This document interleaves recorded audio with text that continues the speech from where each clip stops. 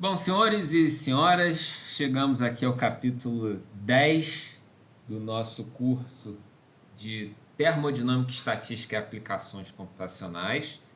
Nesse encontro de hoje, a gente vai começar a abordar o problema das interações entre spins e o modelo de Ising.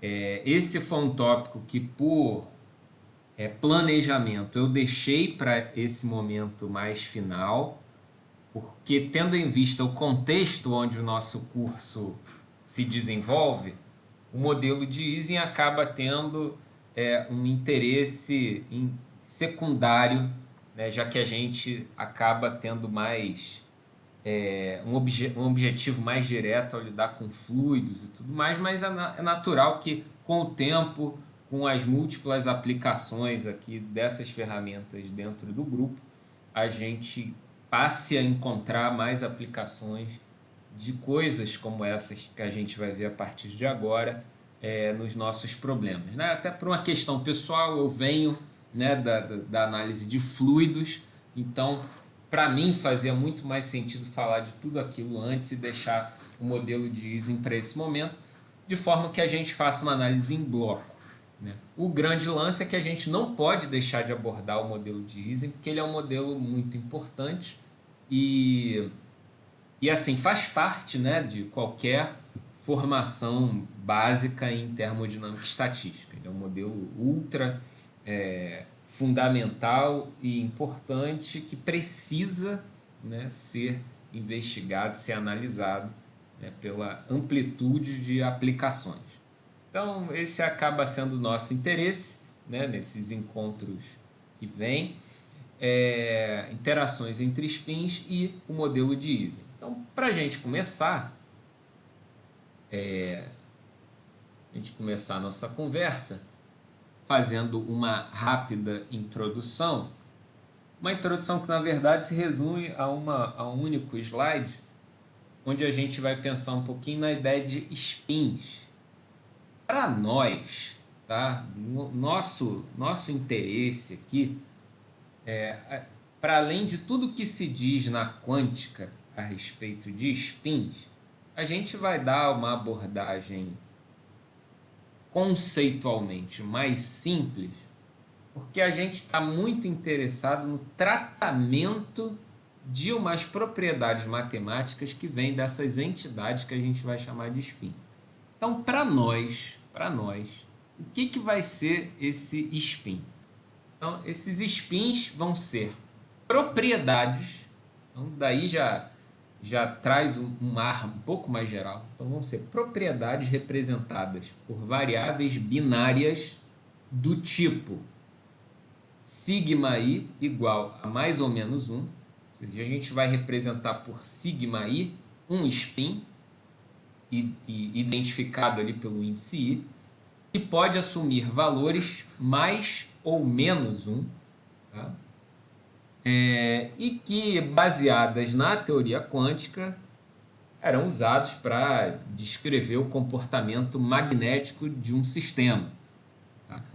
Porém, essa segunda parte aqui dessa nossa introdução, né, o baseados na teoria quântica para descrever o comportamento magnético, isso, na verdade, assim, embora a gente vá fazer análises sobre esse comportamento magnético, a gente precisa se concentrar mais nesse tipo de variável, de propriedade, que vão ter aplicações as mais amplas possíveis. Tá? Então, não vamos nos limitar aos sistemas magnéticos, mas vamos pensar, né, de maneira bastante ampla no tratamento, vamos dizer assim, termodinâmico estatístico ou termoestatístico que a gente vai dar para variáveis representadas por coisas dessa natureza, variáveis binárias, tá, que podem assumir valor mais ou menos 1. E aí, bom, o nível de aplicações disso é infinito. Para você, Roberta, que está começando aí a pensar nos trabalhos com cristais, coisas desse tipo, variáveis dessa natureza acabam sendo bastante importantes. Talvez não só para uma questão relacionada à distribuição de cargas, que seria talvez um pouco imediato, mas coisas um pouco mais amplas relacionadas à própria natureza do cristal. Então, assim, a gente tem que entrar numa discussão dessa de forma bastante criativa, pensando aplicações onde a gente precise de coisas com uma natureza desse tipo e que a gente vai ver como é que é, aparece o tratamento em termos do cômputo de energias e coisa dessa natureza, tá? De métricas associadas à energia, né, que podem ter sentidos muito mais amplos do que esse específico da termodinâmica. Então a gente vai chamar de spin essa coisa. Então aquela discussão que vem lá da quântica a gente vai deixar um pouquinho de lado, tá? Porque a gente está um pouco mais interessado na natureza matemática dessas entidades nas consequências termoestatísticas que a gente vai encontrar. Bom, então o primeiro sistema que a gente vai lidar aplicando esses spins é o que a gente vai chamar de paramagneto ideal. Tá? Com o tempo isso vai fazer sentido para a gente, talvez seja uma palavra nova, paramagneto, mas as associações com outras coisas que a gente viu vão se tornar bastante evidentes. Bom, então, num sistema chamado de paramagneto ideal, nós temos o hamiltoniano, ou seja, a métrica que vai traduzir para nós aquele somatório de energias cinéticas com energias potenciais, né? Foi o que a gente trouxe, né, lá da discussão das partículas no meio fluido e tal. Então, na verdade, esse hamiltoniano, né, desse paramagneto ideal vai estar associado em alguma medida à energia do sistema, né?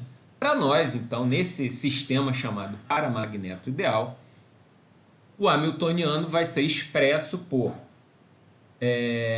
algo desse tipo, onde, note, os nossos spins aparecem na forma de um somatório.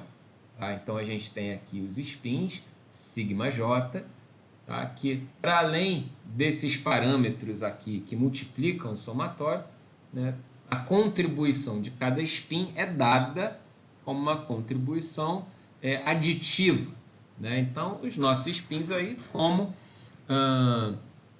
a gente já definiu, assumindo valores de mais ou menos 1. Tá? O que esse hamiltoniano traduz para nós? Tá? Qual o significado de um hamiltoniano, onde o sistema é dado por esse somatório de spins? Isso significa, né, nesse paramagneto ideal, que nós temos spins não interagentes. Tá? Spins não interagentes. Então, de certa forma, em alguma medida, esse paramagneto ideal ele se assemelha ao sistema de gás ideal, onde não há termos de interação. Né? A gente lá no gás ideal só tem a contribuição cinética. Para nós aqui, o sistema chamado paramagneto ideal, ao invés de ter momentos ao quadrado, aqui vai ter uma simples soma dos spins. Tá? Então, assim como lá no gás ideal, né, nós não temos nesse paramagneto ideal termo de acoplamento. Acoplamento é uma palavra importante nesse contexto, que seriam os nossos termos de interação. Tá? Então, a gente fala em acoplamento dos spins, ao invés de falar de interações e tal. Acaba sendo um linguajar mais comum. Tá? Bom, como consequência, né, desse hamiltoniano, então a gente vai ter lá o hamiltoniano descrito como menos μb vezes b, e aí a soma, né, de todos os valores associados ali a cada spin, né, quantos houver, variando ali de mais ou menos 1, né, cada um deles. Então são valores, né, apenas mais e menos 1, são variáveis binárias. Tá? Bom, dando significado físico aí a esses parâmetros que aparecem multiplicando o somatório. Então a gente tem esse μb, ele vai ser o momento magnético, que depende da substância, e o B vai ser o campo magnético externo, tá? Que é uma grandeza vetorial, mas a gente está aqui interessado na magnitude desse campo magnético externo. Tá? Lógico que isso vai ter um sentido mais imediato para sistemas magnéticos, que foi onde esse modelo nasceu, né? Da intenção de uso fundante para esse modelo. Mas a gente pode pensar nessas constantes aqui, multiplicando de forma naturalmente muito mais ampla. Né? Bom, e aí que significados que a gente vai ter para esses sinais? Né? Bom, se a gente tiver ali, tem desculpem, tá? Aqui já tem um errinho. Na verdade, aqui, quando a gente tiver o nosso sigma j igual a mais um, tá? Não é mais ou menos, é mais um, tá? Esse spin ele vai estar alinhado com o campo. Tá? E isso vai ser uma condição de menor energia, que a contribuição de um spin alinhado com o campo, que vai ter o sinal positivo, vai ser menos μb vezes b. Tá? Então, b é maior ou igual a zero, μb maior ou igual a zero. Então, com isso aqui sendo mais um, naturalmente a contribuição desse spin vai ser negativa, é favorável. Tá? Então, isso significa alinhamento com o campo.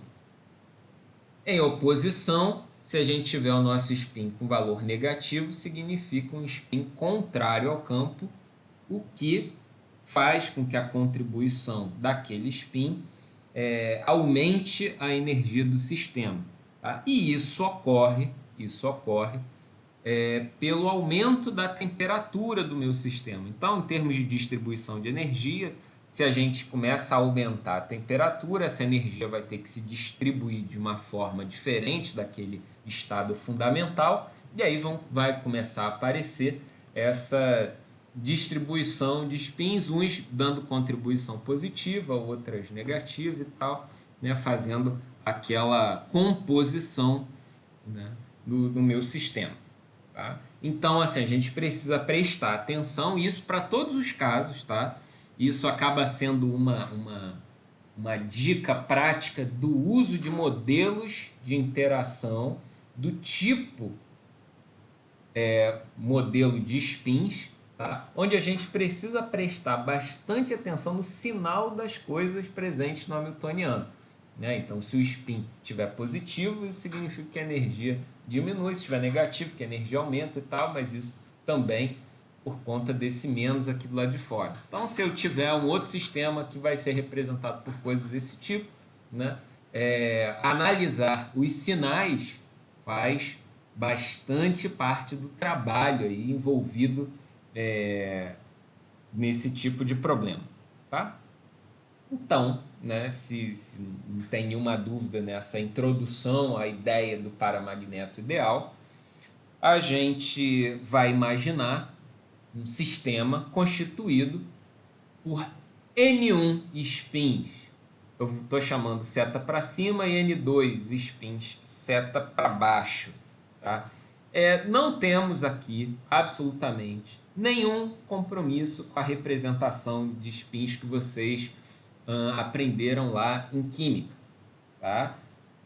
Química geral, química 1, aquilo que vocês trazem lá do ensino médio, mais meio, seta para baixo, menos meio. Isso para a gente não faz o menor sentido, essa discussão. Para a gente interessa apenas os sinais, tá?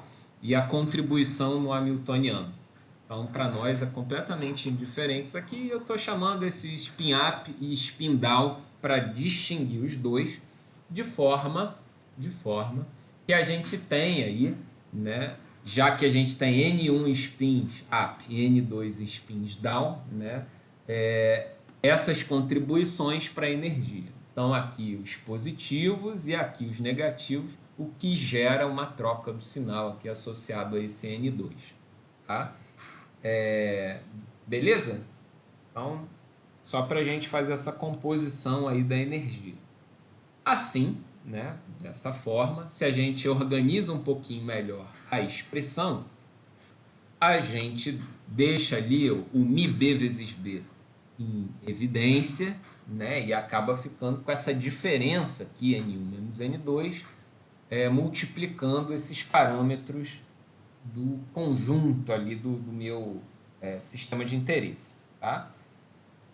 Bom, se a gente quiser avaliar as diferentes formas de organização desse sistema, a gente precisa fixar um valor de energia e ver a degenerescência do nosso sistema. Tá? Então, para a gente avaliar o nível de degenerescência, a gente fixa a energia. Ao fazer isso, né, a energia se torna um parâmetro para a gente analisar o efeito dele, né? E com isso a gente pode pensar nos números, né, de spins em cada situação, sejam up, sejam down, né? De forma que dessa relação aqui reorganizada, a gente fica com N1 menos N2 igual a menos energia sobre μB vezes B. E como a gente sabe que N1 mais N2 resulta no número total de spins do meu sistema, a gente encontra uma relação para N1 e N2 em função da energia e do número total de spins presentes.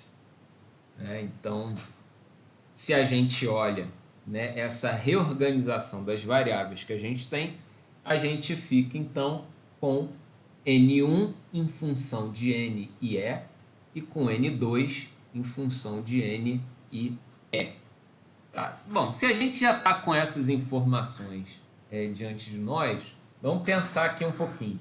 A gente está com energia fixada e o nosso número de spins presentes também está fixado, né? Nosso N1 e N2, a gente quer ver as formas do sistema se organizar dessa maneira.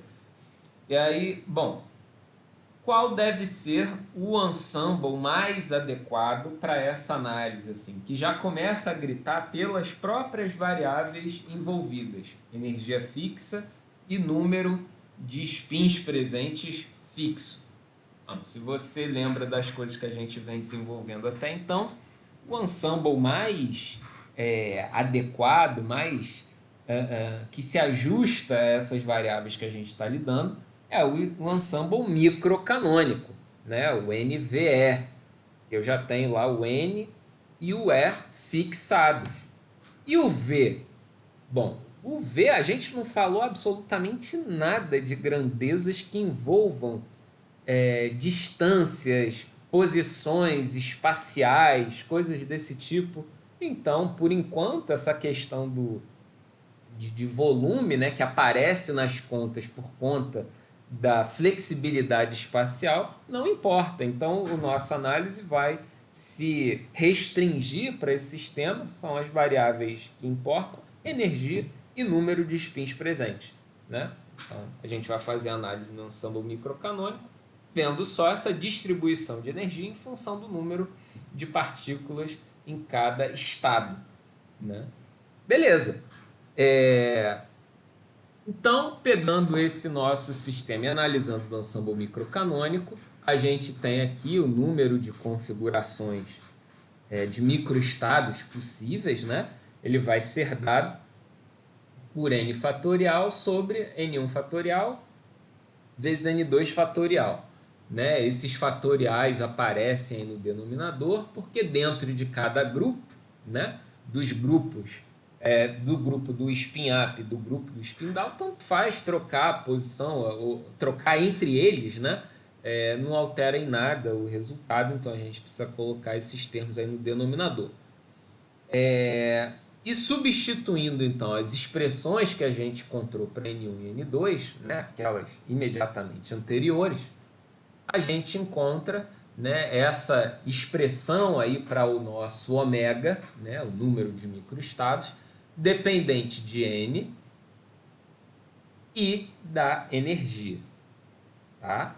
Então a gente chegou num número que representa aí a contagem dos microestados em função da energia e do número de spins presentes.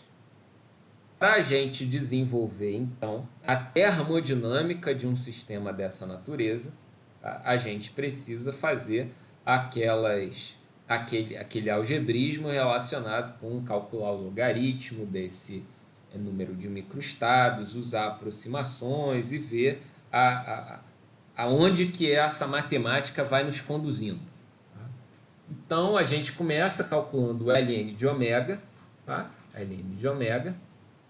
Então, a gente, olhando para essa expressão, a gente vai ter ln de n fatorial menos ln de n1 fatorial menos ln de n2 fatorial, né? Ligado a isso daqui. E substituindo as expressões, né, do N1 e N2, associados, obviamente, à ideia do Stirling, né, que a gente aprendeu e sempre está presente aí nessas discussões, aproximação essa que vale para N's grandes.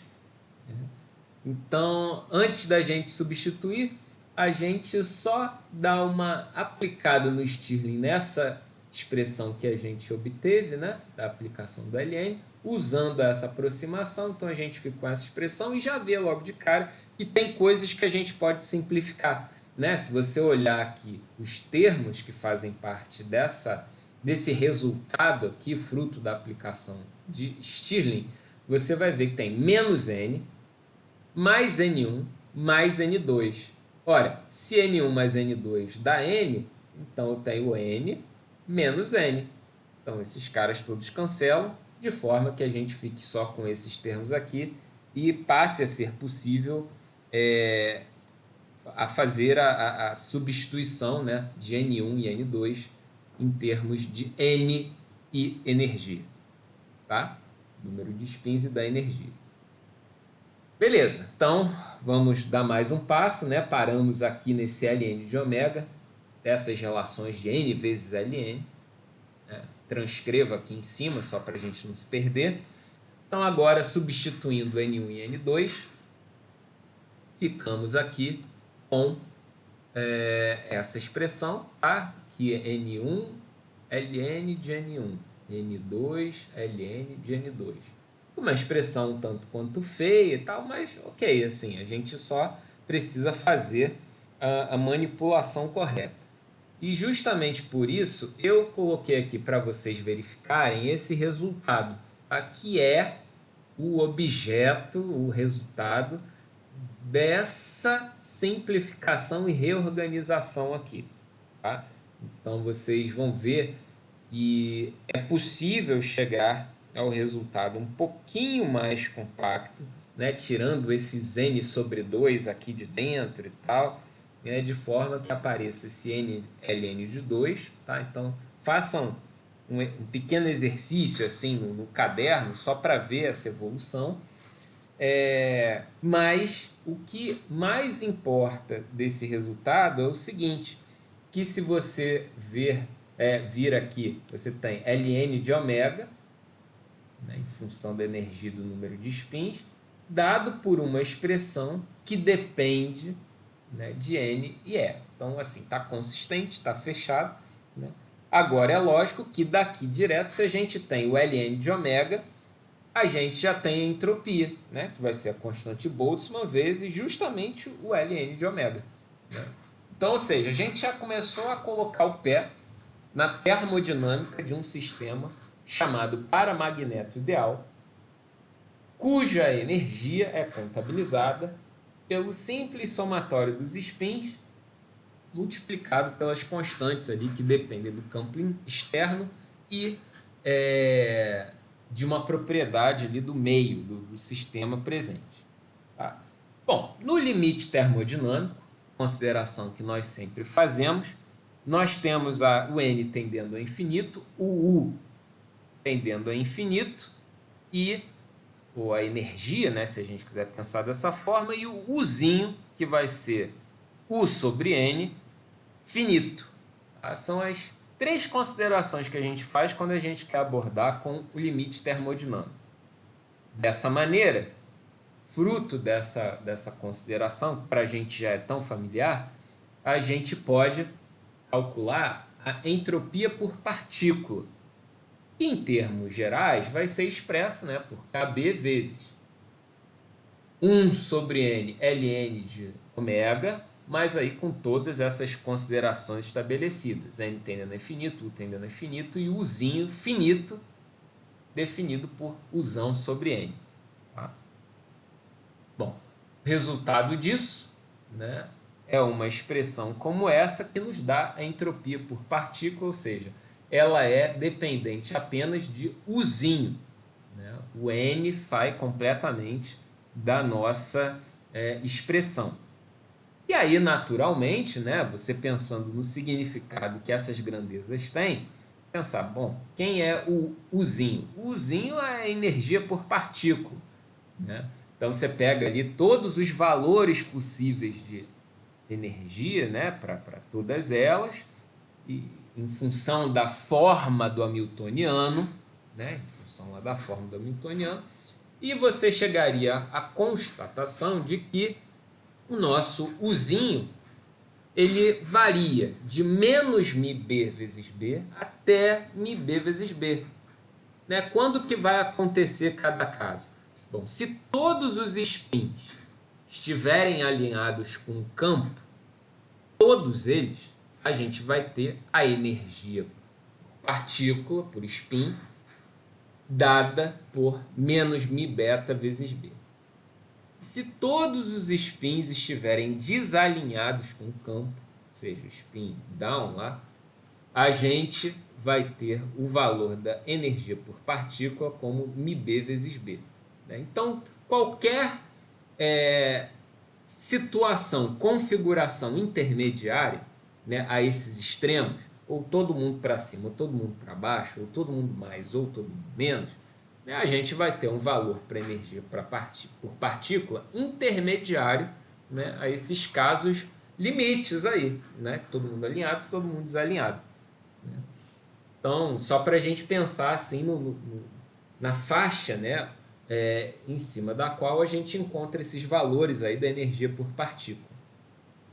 Bom, algo que pode ser verificado, né, se a gente pega aí primeiro o cálculo da energia, desculpa, da entropia, considerando que a energia por partícula se refere a uma condição de todo mundo alinhado com o campo ou todo mundo desalinhado com o campo, você veria que a entropia é zero. Ou seja, esse sistema não tem flexibilidade configuracional alguma, né? Porque obrigatoriamente, só teria um estado possível, né, se a gente tem a energia por partícula igual a menos μb vezes b, e também só vai ter um estado possível quando a gente tem a energia por partícula igual a μb vezes b, né? Que são justamente os casos extremos. E aí, quais configurações são essas? Todo mundo alinhado ou todo mundo desalinhado. Zero de flexibilidade. Portanto, a entropia nessas condições resulta valor zero. Tá? E aí você pode pegar aqui os valores, você vai ver o que vai cancelar e tal, matar uma série de termos e acaba gerando esse resultado de entropia zero para nós. Além disso, né, outro resultado aí dessa análise é pensar numa situação onde nós temos N1 igual a N2. Quando N1 igual a N2, né, ou seja, tem a mesma quantidade de spins alinhados, de spins desalinhados com o campo, a energia por partícula vai acabar sendo zero, né? Porque um vai cancelar ali o valor da outra, que é menos, que é mais. E dessa maneira, né, quando o nosso Uzinho vale zero, você chegaria ao resultado aqui da entropia por partícula como ln de 2. Tá? E esse representa, naturalmente, o valor máximo, né, da nossa entropia, que está justamente ligada à condição de equiprobabilidade, ou seja, tem a mesma chance, né, de distribuição aí em função desses sinais. Né? Então, valor máximo possível aí para essa entropia por partícula vale ln de 2 aí nesse sistema. Bom, uma vez que eu então conheça já como calcular a entropia por partícula, ou a entropia também, né, simples, a gente pode começar a considerar o cálculo de outras propriedades. Né? Então, Por exemplo, calcular a temperatura, né? Dado lá como a derivada de S em relação a U. Aí a gente tem que fazer a derivada mesmo, chegando nessas relações. Né? Mas coisas que importam para nós é analisar o comportamento desse sistema. Né? Então você vê, né, como a gente pensou ali, ó, esse termo daqui ele varia de -1 até 1, né? Que são os limites aqui do meu U, vai cancelar em cima e embaixo. Eu vou ficar com o valor entre -1 e 1. Tá, e aí, bom, o que a gente pode, olhando para essas expressões, chegar a alguma conclusão? Quando U for menor do que zero, né? Então, quando U for menor do que zero, a gente tem esse termo aqui, menor do que zero, maior do que zero, desculpa, né? Porque aqui vai trocar o sinal, vai ser positivo, então vai ser 1 mais alguma coisa. Então, isso aqui vai ser maior do que zero.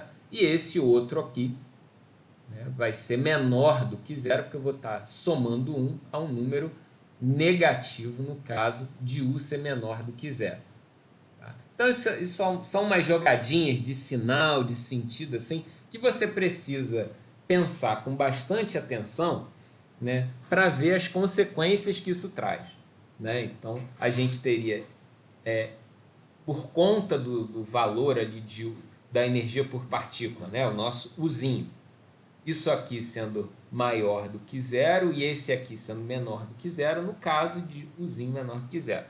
Como consequência, isso levaria a uma condição de temperatura positiva. Tá? Então, pensem ali nesses sinais, olhando a relação e tudo mais. Isso levaria a uma condição de temperatura positiva. Tá? Isso aqui seria maior do que esse, né? E aí, por conta da troca de sinais, a gente somaria dois termos aqui e tal, o valor da temperatura seria positivo.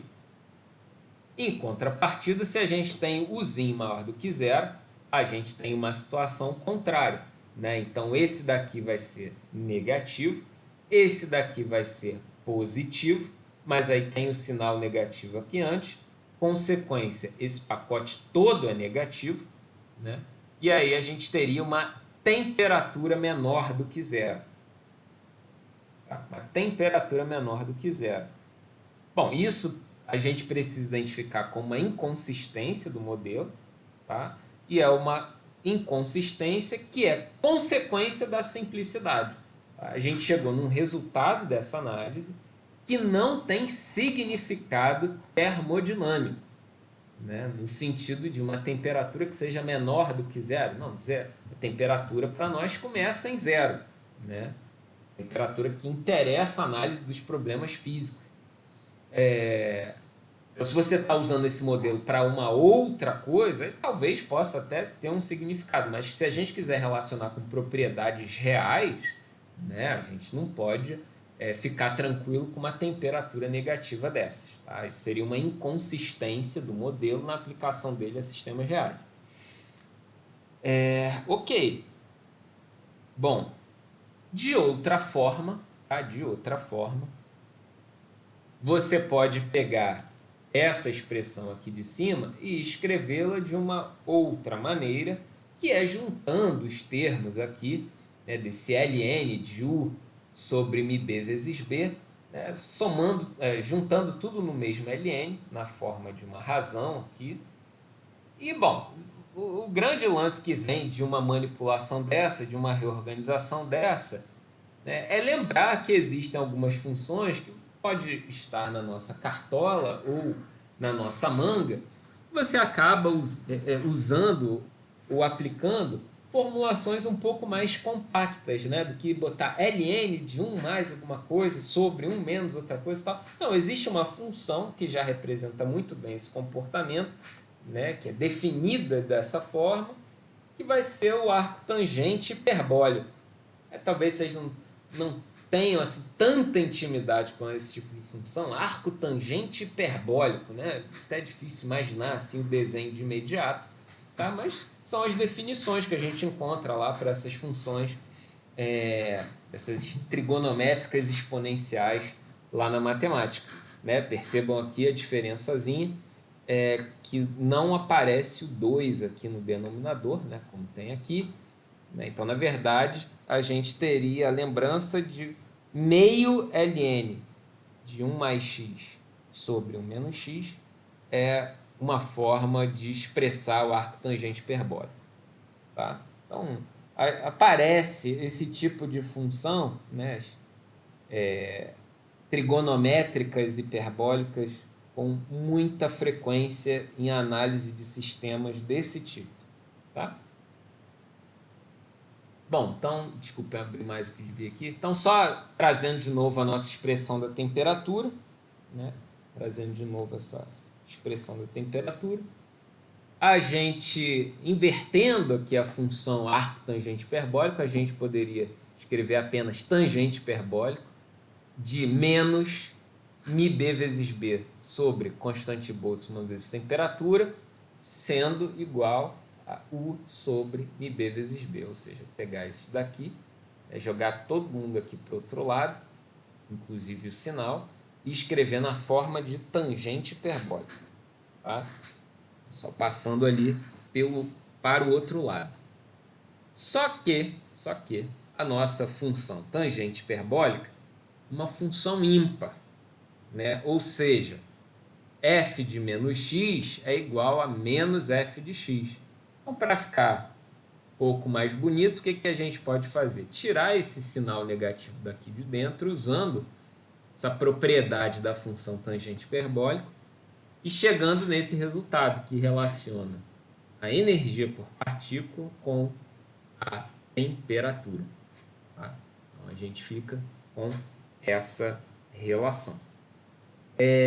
Fazendo um gráfico, então, né, dessas coisas que a gente calculou, da entropia por partícula, plotando contra a energia por partícula, né, entropia por energia, a gente chegaria num gráfico que tem por limites, né, ali no eixo do x, menos μb vezes b e mais μb vezes b, né, são os limites ali do valor da energia por partícula, e uma forma parecida com essa, onde o valor máximo dessa entropia vai ser o ln de 2. Então aqui ln de 2, aqui entropia zero nessa situação e entropia zero nessa outra situação. Tá? Em termos aqui do gráfico, uma região como essa representa das temperaturas negativas e essa daqui das temperaturas positivas. Tá? Então, analisando, né, as variáveis que a gente tem no nosso sistema, as consequências que a formulação traz para nós da análise dessas propriedades, a gente chegaria numa região como essa, sendo que a gente diria, chamaria de uma região não física, né, das temperaturas negativas. Mas está aí, isso é uma consequência da simplicidade do modelo. Né? Isso é possível em termos do modelo, não vai ser possível fisicamente. Ok, e daí a gente pode calcular propriedades, né, do nosso sistema magnético, como por exemplo a magnetização. O que seria a magnetização? Magnetização seria esse μb, né, o momento magnético, vezes N1 menos N2. Então, da mesma forma, a gente poderia calcular a magnetização por spin, né, que seria o mzinho calculado como mzão sobre n. E aí, simplesmente substituindo ali a expressão do mzão, né, a gente teria esse resultado. E como a nossa energia lá do nosso hamiltoniano é dada por μb vezes b, N1 menos N2, a gente tem a nossa energia por partícula dada em termos do número de espécies presentes de cada tipo e por comparação, a expressão que a gente tem aqui e aqui, a gente chegaria à relação de que a energia por partícula vai ser menos o momento magnético médio vezes a intensidade do campo magnético externo, menos mb. Tá? Ainda, né, poderíamos expressar nossa magnetização por espinho, o mzinho, como μb tangente hiperbólico de μb vezes Bzão sobre constante Boltzmann vezes temperatura. Né? Então, juntando todas essas relações que vimos até agora, poderíamos expressar o nosso magnetização por spin em função da temperatura ou do campo magnético, né? Depende do que você está analisando, resultando num gráfico como esse, né? Para magnetização em função do campo magnético. Tá? Então, temos essas propriedades que são típicas de sistemas magnéticos, né, como esse. Então, a gente viu, começou pela entropia, passou pela energia, temperatura, agora a magnetização. Então, a gente precisa saber dessas definições aqui, né, que vai ser a magnetização do sistema, magnetização por spin, né, esses Mzão e Mzinho, né? E a gente também pode ver outras propriedades que são de interesse, tá, de sistemas magnéticos, como, por exemplo, a suscetibilidade magnética. Né? Como é que se define essa grandeza? Representado pela letra Q, né? Letra Q, vai ser a derivada de mzinho em relação ao campo, mantida a temperatura constante. É engraçado, né? Porque os nomes, né? Suscetibilidade, a gente já viu nomes parecidos assim, ou pelo menos grandezas calculadas de forma um tanto quanto parecida, né? Com essas daí, né? Sei lá, isso não parece em alguma medida com aquele coeficiente de compressibilidade isotérmica, né? Uma propriedade isotérmica aí também. Então, existe a possibilidade de comparação dos sistemas magnéticos com sistemas fluidos, em termos dessas derivadas, né, do que é mantido constante nessas derivadas. Só que a energia para aquele tipo de sistema lá dos fluidos, dos gases, era calculada de uma forma bastante diferente desse, que é só o somatório dos spins. Né? Bom, e aí fazendo a conta, a expressão é feia, mas paciência, né? Isso vai aparecer, então fazer as derivadas lá de tangentes hiperbólicas, aparece secante hiperbólica, aí você pode dar uma olhadinha naquelas fórmulas lá de derivados e tal, né? Se você não lembra muito bem, né? E simplesmente reorganizando a gente teria essa expressão aí, vamos chamar de final para a suscetibilidade magnética. O que importa mais nessa expressão, olhando a expressão nessa daqui, é uma condição particular, um caso particular, que é alvo, que é o objeto da famosa lei de Curie, né, que permite determinar essa suscetibilidade magnética no caso de um campo nulo.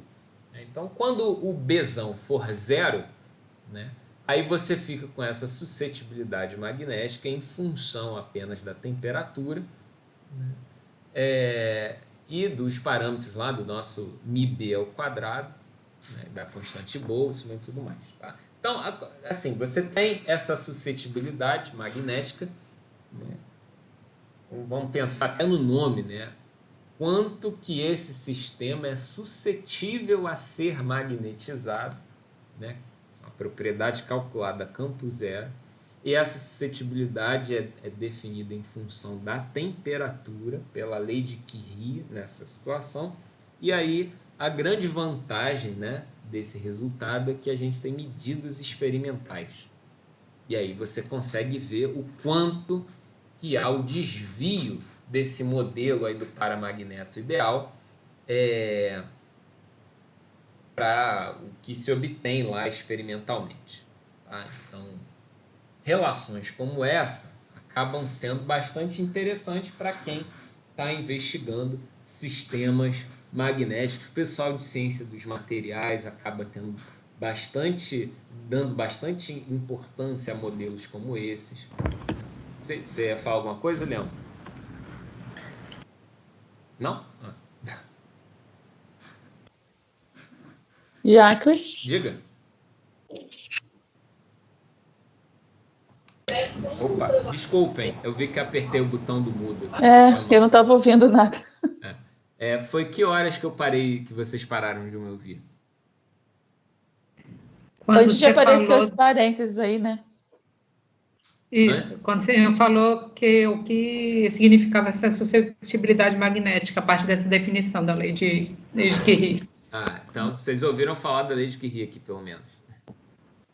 Sim, Só ela aparecer, só, né? só a expressão dela, não o que ela quer Isso. dizer.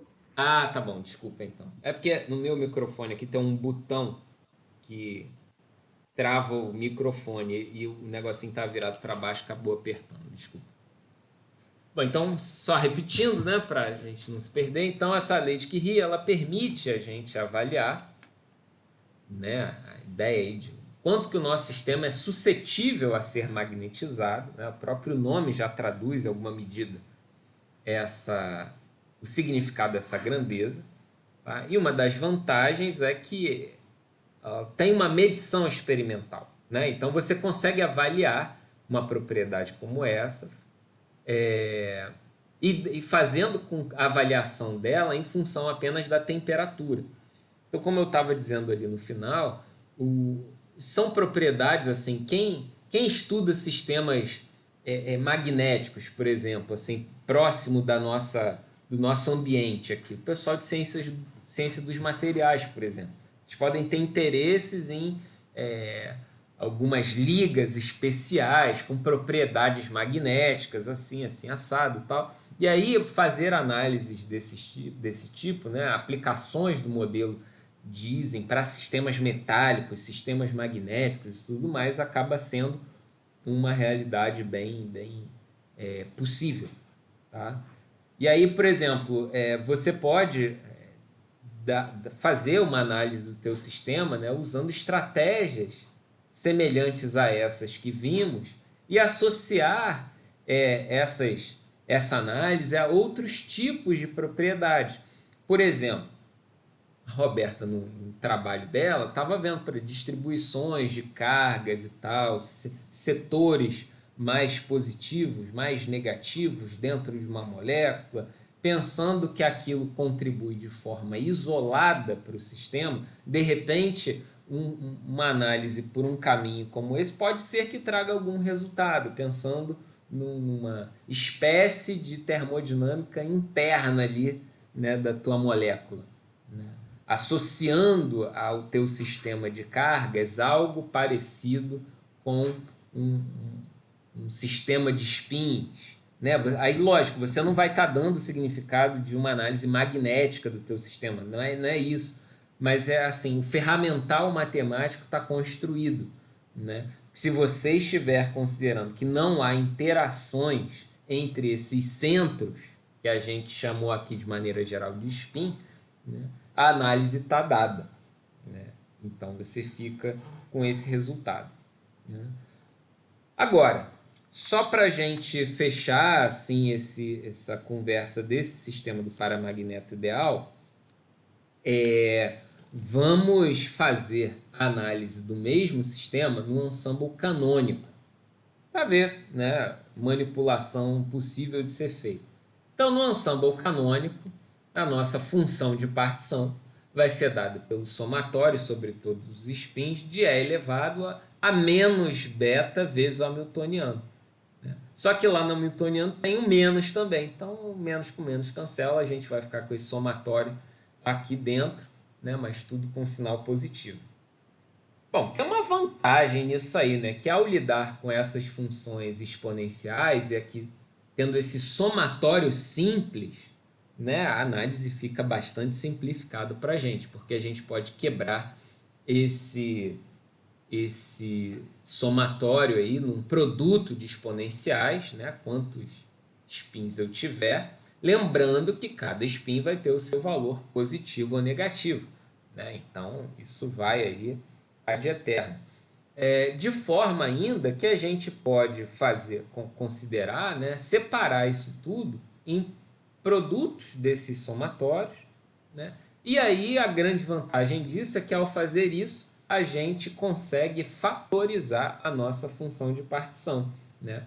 Onde a função de partição de um único spin seria dada por esse somatório aqui, né? Então, basicamente considerando os dois estados, né?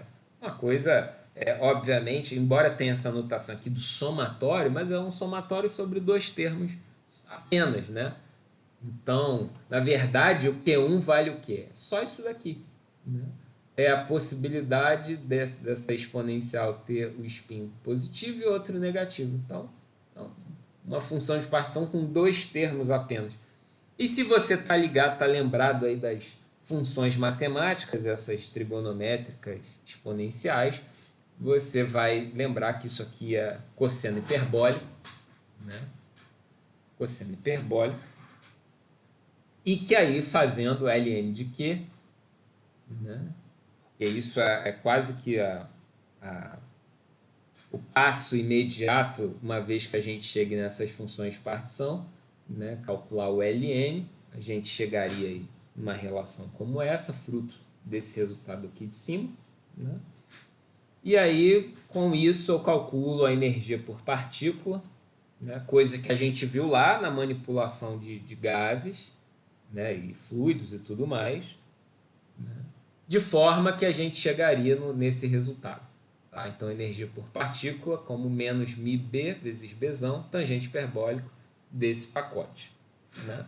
Que é, né, um resultado equivalente ao que a gente encontrou no ensemble microcanônico. A única diferença, né, que a gente traz de lá para cá, se a gente comparasse, é que lá eu botei de forma explícita o beta como constante Boltzmann vezes temperatura. Aqui já está compactado, mas o resultado é absolutamente o mesmo. Tá? Então, retomando assim as principais ideias para a gente organizar a cabeça com relação a essa abordagem. Então, a gente está lidando com um sistema chamado de paramagneto ideal, cujas variáveis podem assumir dois valores, mais um e menos um. E o hamiltoniano é dado por uma constante vezes o somatório desses valores, mais ou menos um. A gente está trazendo a abordagem histórica mais convencional, que é associar toda essa manipulação ao cálculo de propriedades magnéticas. Porém, o nível de aplicação de um sistema como esse, de um modelo como esse, é assombrosamente maior, porque o que mais importa é que a gente está lidando com variáveis binárias, né? Diferente lá do sistema dos gases, dos fluidos, onde as nossas variáveis poderiam assumir valores contínuos de menos infinito a mais infinito, aqui elas só podem assumir dois valores, é mais ou menos um. E a gente consegue, com isso, determinar a termodinâmica de um sistema. E para o caso de sistemas magnéticos em especial, você traduz esse comportamento em termos de grandezas físicas reais, medidas experimentalmente, e aí você consegue avaliar a qualidade desse modelo.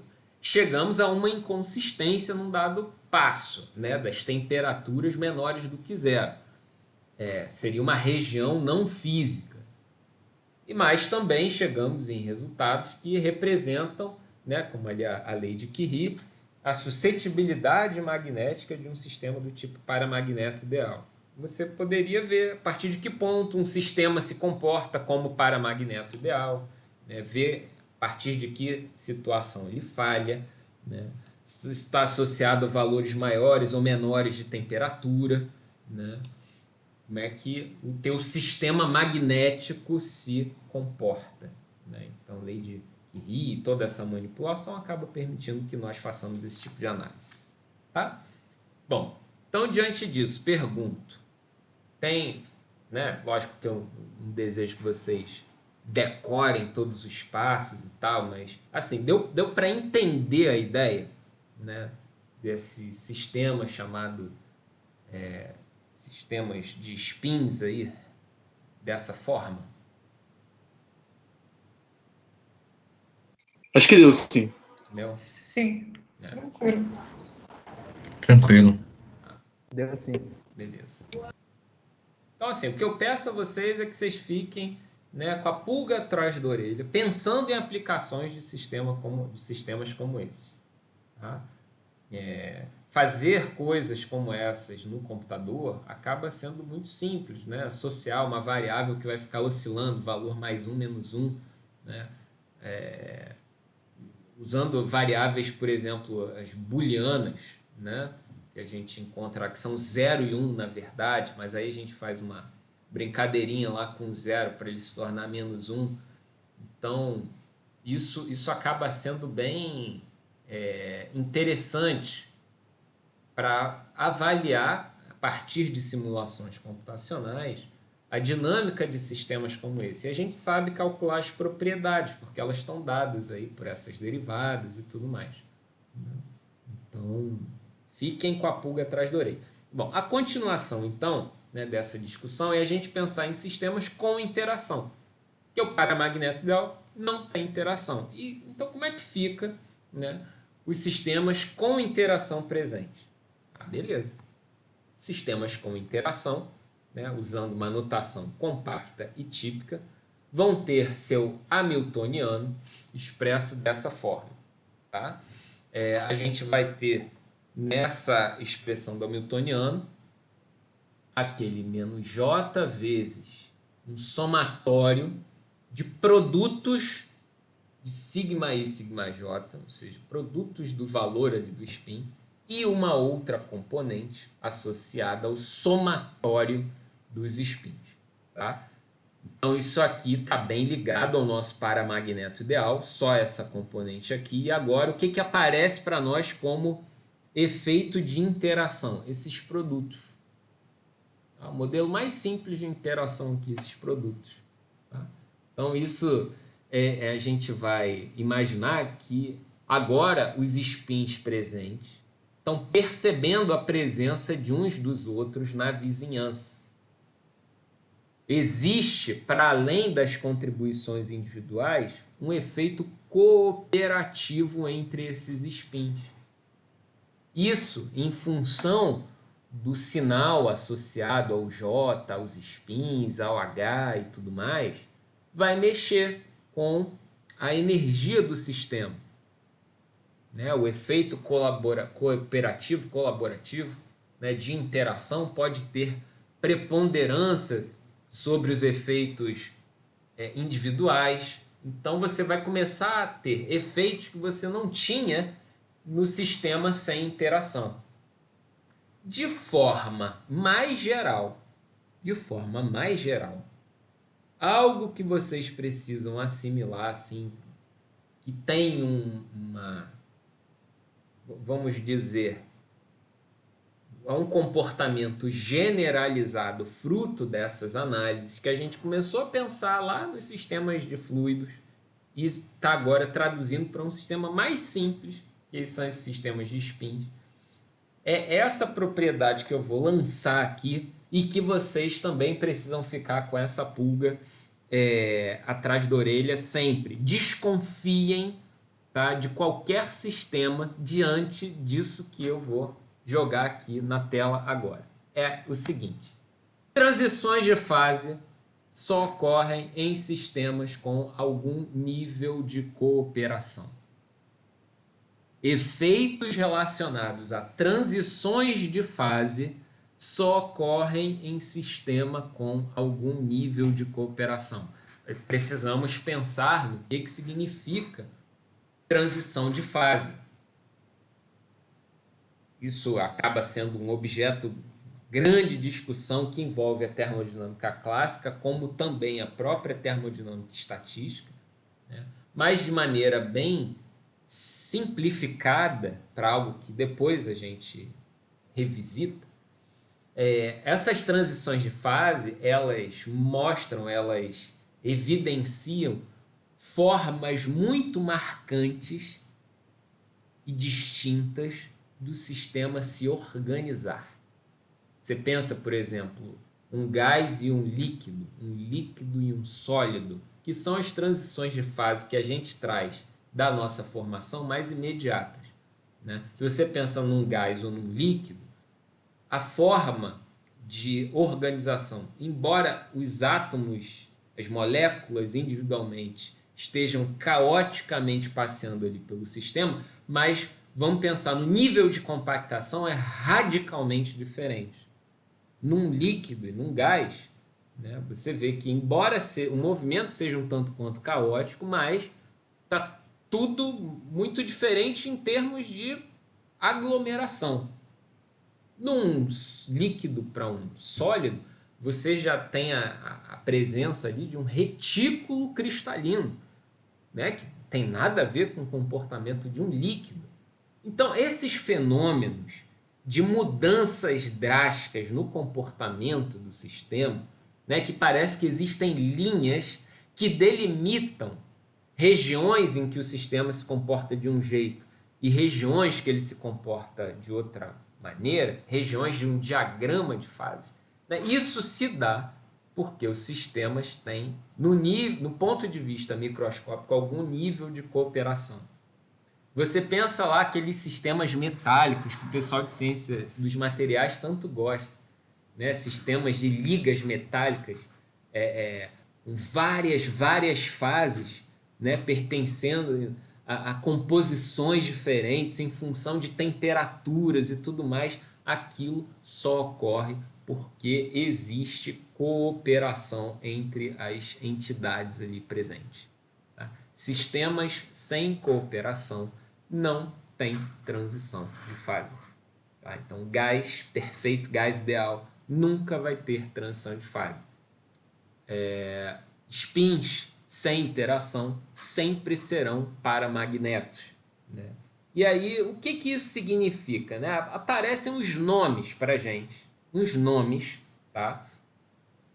Que são em certa medida familiares, mas esses nomes agora, eles acabam tendo um significado um pouco mais geral, por conta dessas coisas que a gente está pensando, tá? Então, quando a gente está nesse contexto aí dos sistemas magnéticos, a gente pode pensar em estados de sistemas magnéticos. Por exemplo, o estado paramagnético, o estado ferromagnético, o estado antiferromagnético, que se referem a sistemas completamente desorganizados, a sistemas com spins alinhados e sistemas com spins alternados. Spins alternados. Como que o sistema vai se organizar? Bom, isso depende, tá? Isso depende, obviamente, por conta do nosso hamiltoniano. Tá? Isso vai depender, né? E aqui só para ilustrar, né? Um sistema desorganizado, alinhado e alternado, mas mais importante que isso vai depender dos valores de J e H que vão induzir determinados comportamentos ou estados em função da temperatura. Tá? Então a gente precisa ficar de olho nesse J, no H, porque eles é que vão dar o tom, tá? Eles é que vão dar o tom para a forma de organização do meu sistema num estado que a gente poderia chamar assim de um estado de equilíbrio, né? Qual vai ser a configuração mais confortável para o meu sistema? Vai depender desses parâmetros, tá? E aí a gente precisa ficar de olho. A gente vai chamar um sistema paramagnético, uma fase desorganizada, que vai ser típica de sistemas em alta temperatura, e uma fase ferromagnética ou antiferromagnética, que tem uma organização bem definida, seja de spins alinhados ou alternados, né, regularmente alternados, que vai ser bem definida em baixas temperaturas. E aí a gente precisa saber, vem cá, quando que ocorre a transição de fase? quando que ao aumentar a temperatura do meu sistema, ele vai sair de uma condição ferromagnética para uma condição paramagnética. Em termos práticos, vamos pensar de maneira bem barriga na bancada agora. Se eu pegar um ímã desses que você tem disponíveis aí, que é metal imantado, né? Se pegar um ímã, se eu aquecer esse material, a que temperatura ele vai perder sua propriedade magnética, ou vai se tornar um paramagneto, né? A transição de fase vai ser marcada nesse momento, tá? Então, o que para a gente antes era uma transição de fase gás líquido, líquido sólido, coisas desse tipo, para nós a mudança da organização microscópica em termos de alinhamento e desalinhamento de spins, organização e desorganização, está associada a uma transição de fase. Tá?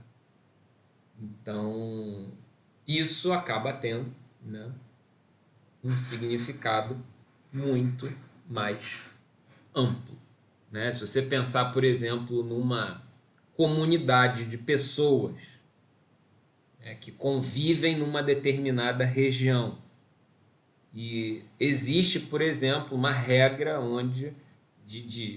uma regra imposta sobre esse sistema, que é uma regra chamada cada um por si. Ou seja, ninguém vê ninguém. Cada partícula, cada indivíduo é um ente autônomo e não interagente. Esse sistema vai se comportar de uma determinada maneira. Se eu coloco uma regra de que há interação, eu posso dar afetos a essas interações, seja de amor ou de ódio, em função dos sinais envolvidos aí. Esse sistema não só vai ter um comportamento particular, isso é óbvio, mas pode, né, traduzindo em termos da nossa linguagem aqui, apresentar algo que a gente identifique como sendo uma transição de fase. Se eu conseguir, obviamente, dar conta, né, desse termo de interação. Daí a potência desses tipos de modelo. Tá? Pensar de forma assombrosamente mais ampla os efeitos das interações internas no sistema, dessa cooperação. Modelos como esse, que são bobinhos, são cruciais para a gente investigar efeitos cooperativos. Tá? Então, existe uma beleza da simplicidade física do modelo que permite a gente imaginar e inferir comportamentos de uma amplitude muito maior. E aqui, historicamente, a gente tem essa aplicação ao magnetismo, tá? Mas não é só isso. Então, como último assunto assim desse nosso encontro de hoje, a gente vai colocar o pé no que a gente chama de modelo de Ising. Modelo de Ising. Tá? O que é isso? Para que serve? Como é? Então, o modelo de Ising, ele foi proposto para uma tese de doutorado por Lenz, para Ernst Ising, com a intenção de descrever microscopicamente o magnetismo. Olha a ideia. Vem cá, como é que funciona o magnetismo? Vamos tentar usar esse ferramental que está disponível aí recentemente, ao tempo do Lenz e do Ising,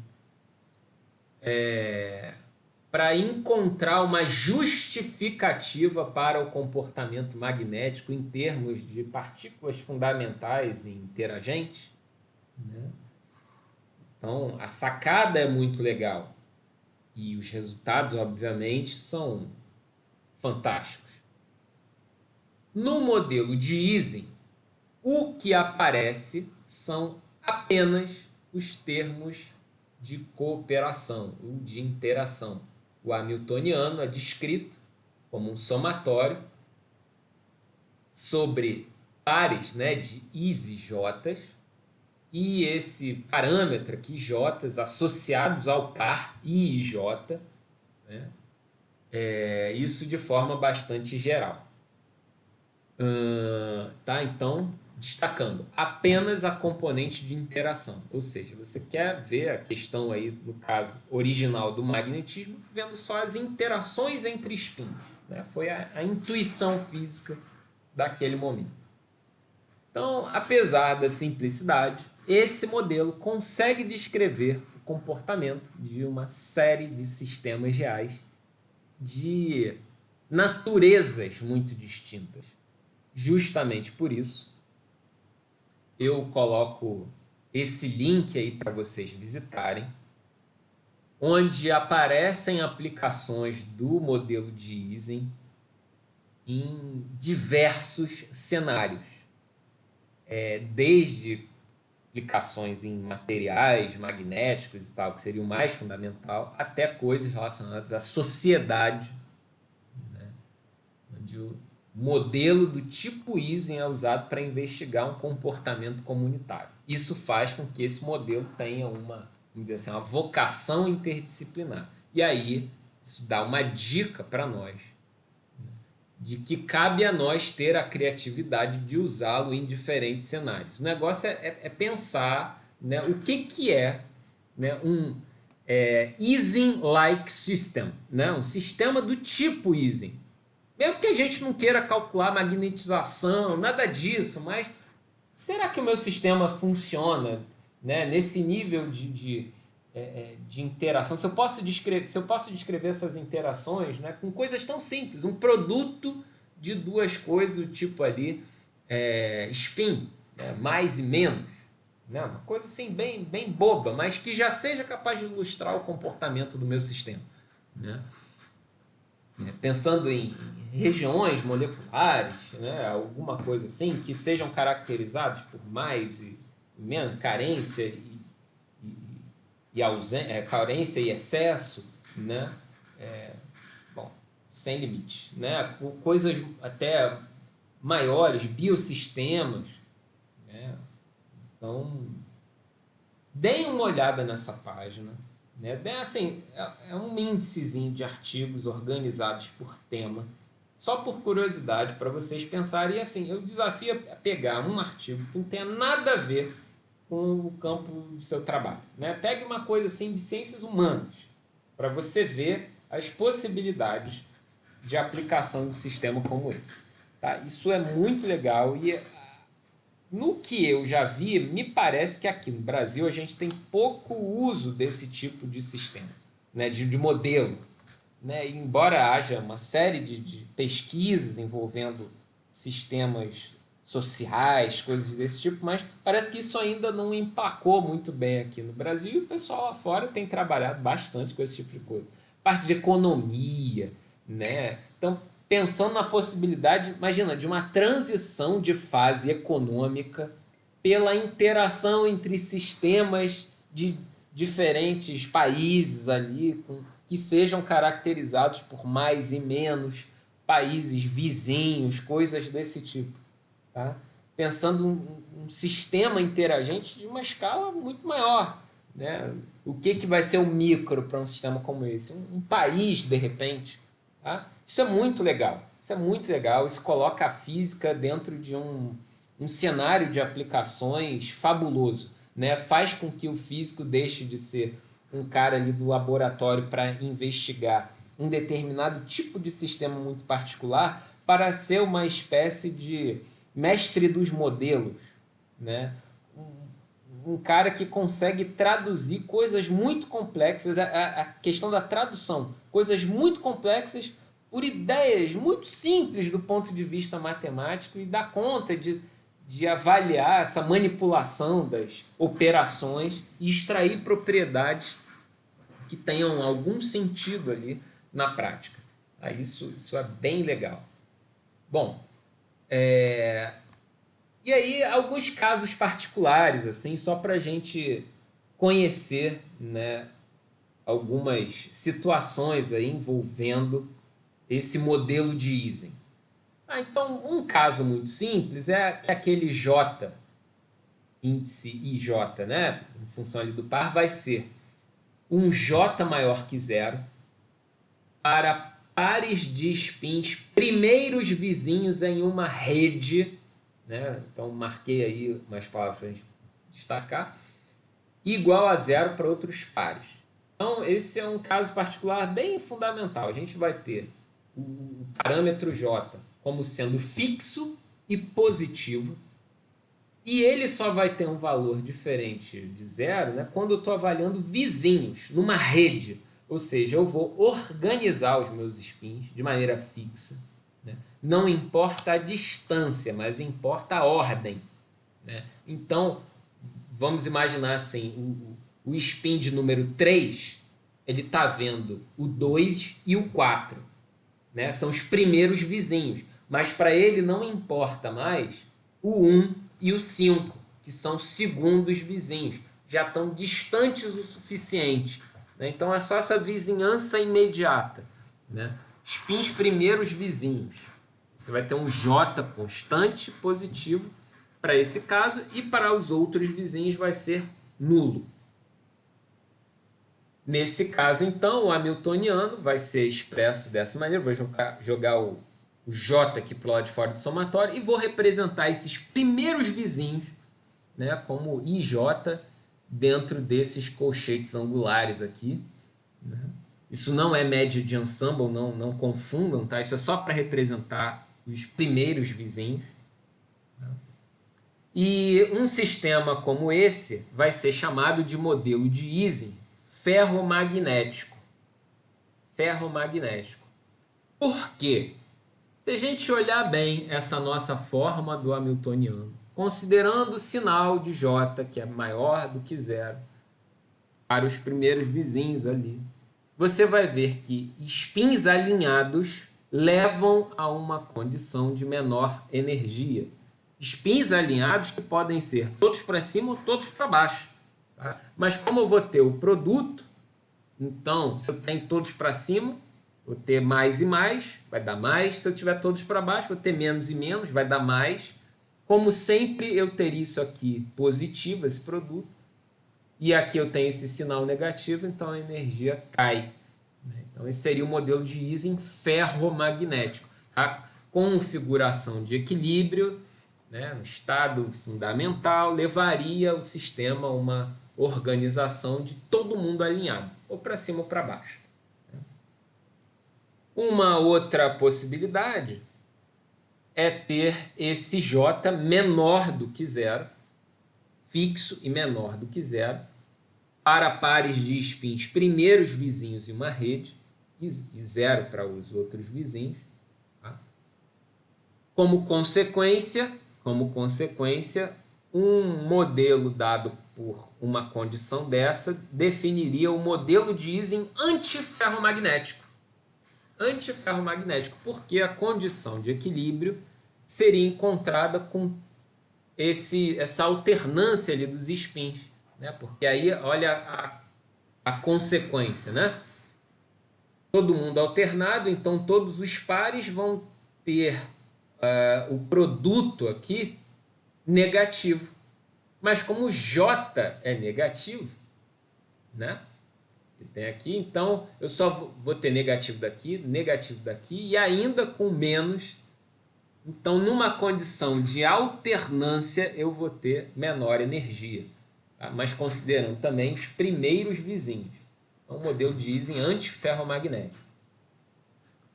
Outra possibilidade, eu ter, desculpem, faltou um igual aqui, tá?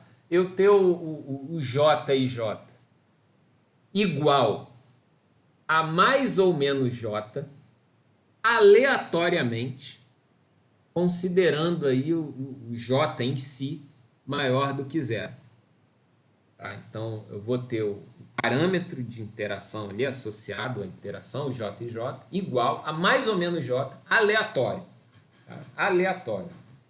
E, obviamente, né, eu preciso dizer uma determinada distribuição de probabilidade, né, para essa aleatoriedade aí fazer sentido.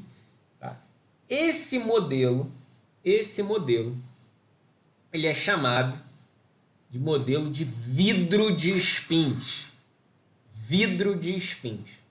Super badalado na literatura.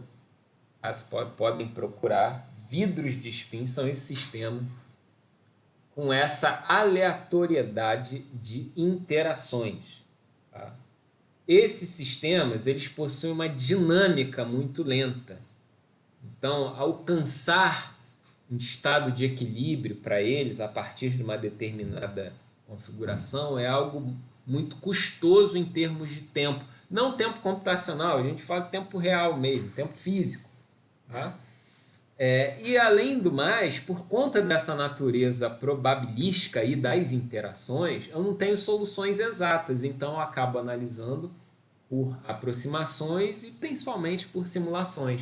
E aí você pode, por exemplo, pegar um modelo de vidro de spins e definir uma determinada distribuição de probabilidade e ver que consequências essa distribuição causa na termodinâmica de um sistema como esse. Como que vai se dar a transição de fase e tal, né? Se for uma distribuição uniforme, se for uma distribuição normal, se for assim, se for assado, tal. Pensar, bom, como é que está associado as condições de transição de fase em relação à distribuição de probabilidade das interações.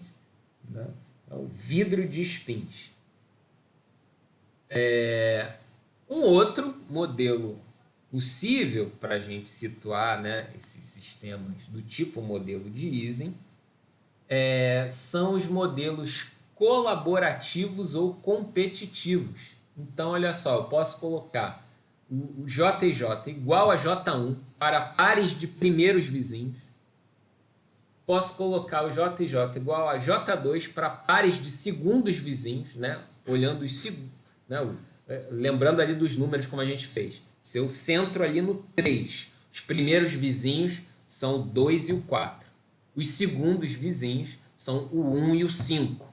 Né? Então, eu vou associar valores diferentes para essas interações, J1 e J2, e lógico que esses modelos podem ser estendidos, né? Posso botar um J3, J4, em função dessa distância na rede. Né? E aí, bom, nesse caso inicial, zero os outros, né? Mas fica completamente livre para você fazer a análise se quiser. De forma que o nosso Hamiltoniano seria dado por uma expressão desse tipo, né? Considerando os primeiros vizinhos, os segundos vizinhos. Então, olhem aqui a notação. Tá? Um colchete angular só representa os primeiros vizinhos e o duplo os segundos vizinhos, e iria crescendo desse jeito.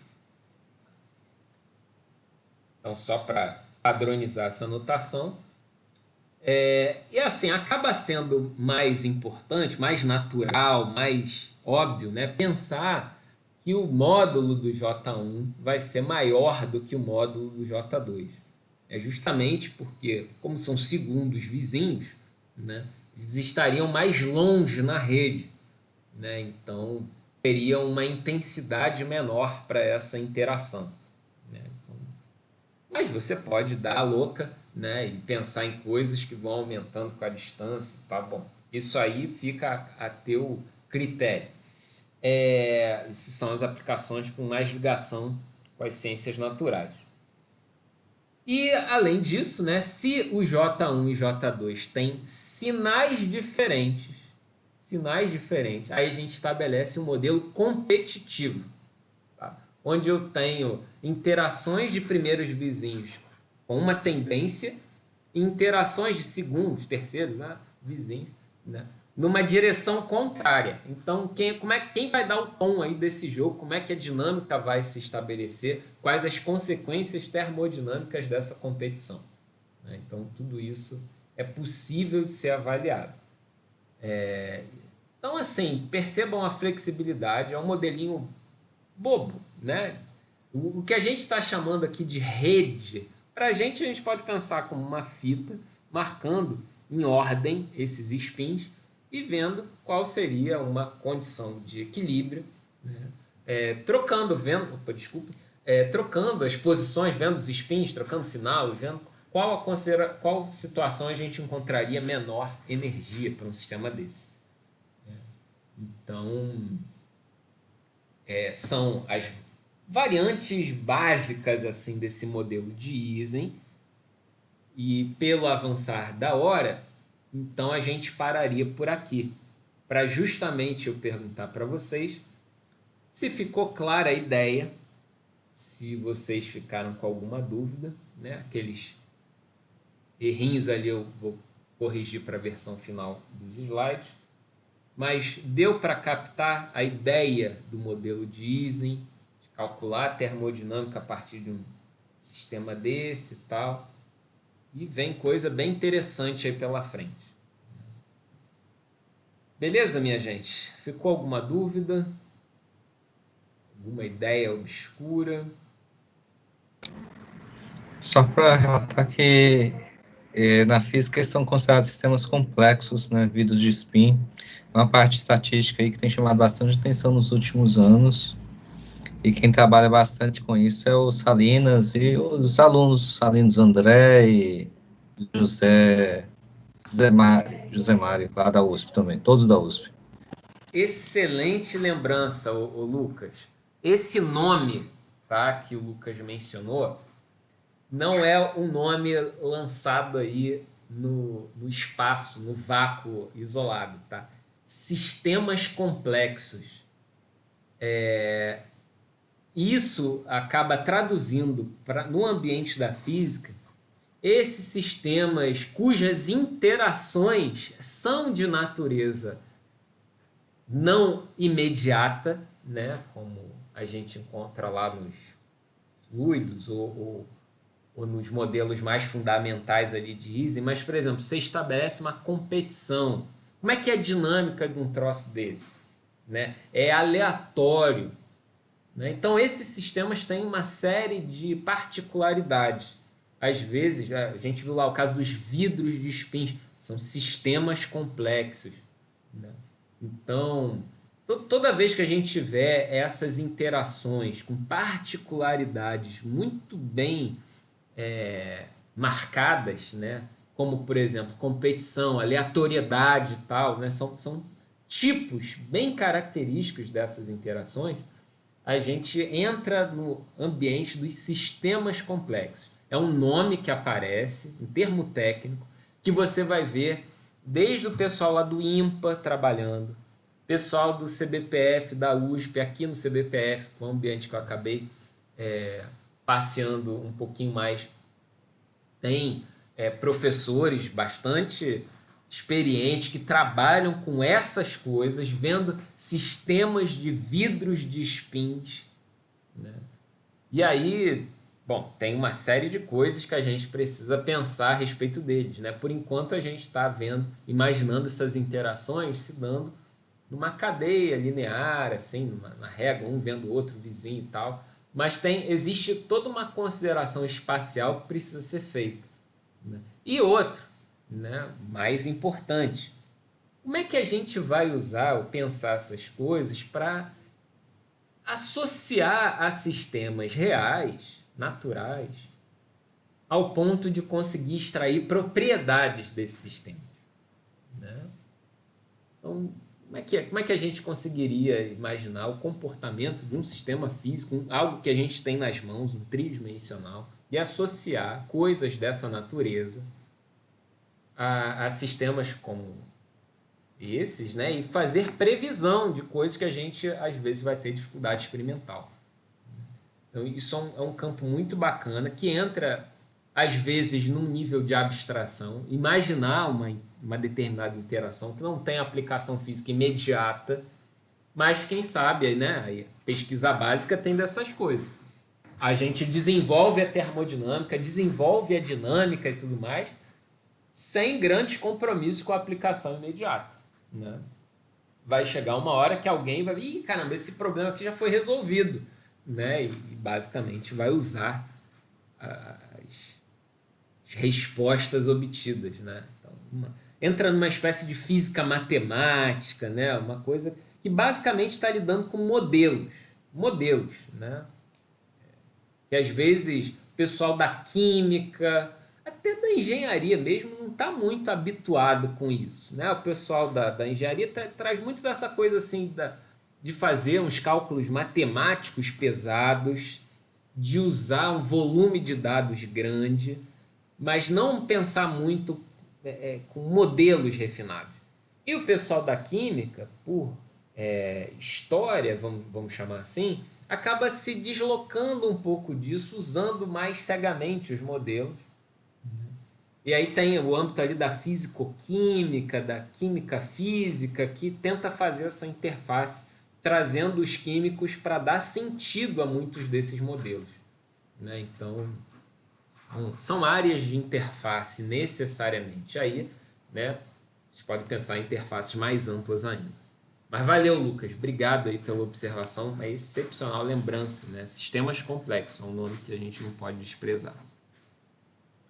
Isael, Brown, Leão, Roberta, algum comentário final? Alguma ideia? Crítica, Professor, sugestão? quando Fala o aí. senhor escreve a hamiltoniana desse sistema, me lembrou um pouco de como a gente faz para escrever a hamiltoniana quando a gente faz o orbital molecular segundo Huckel, né, para moléculas aromáticas.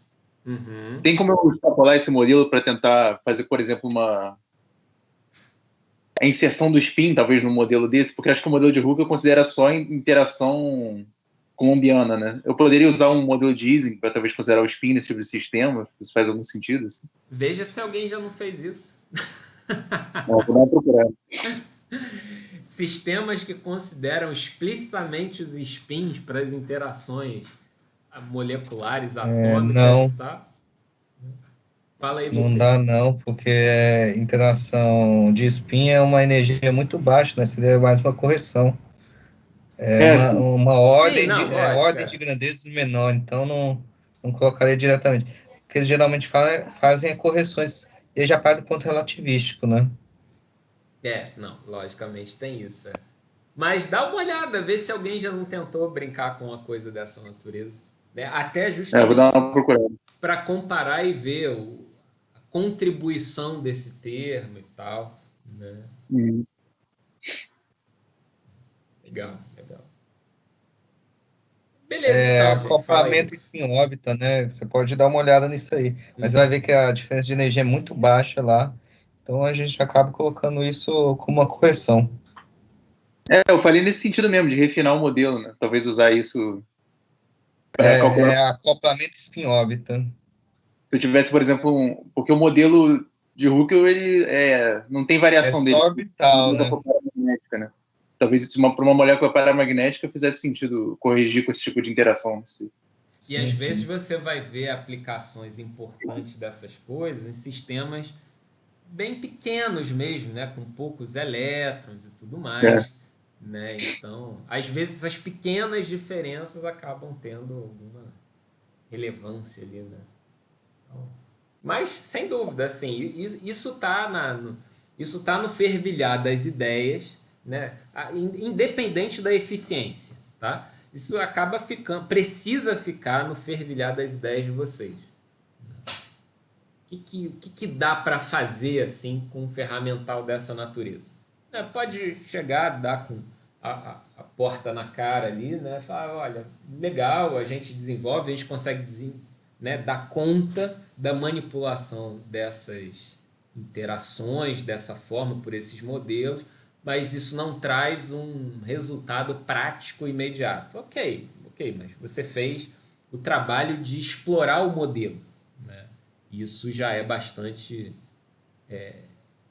relevante e necessário. Beleza. Bom, então eu vou encerrar aqui a gravação.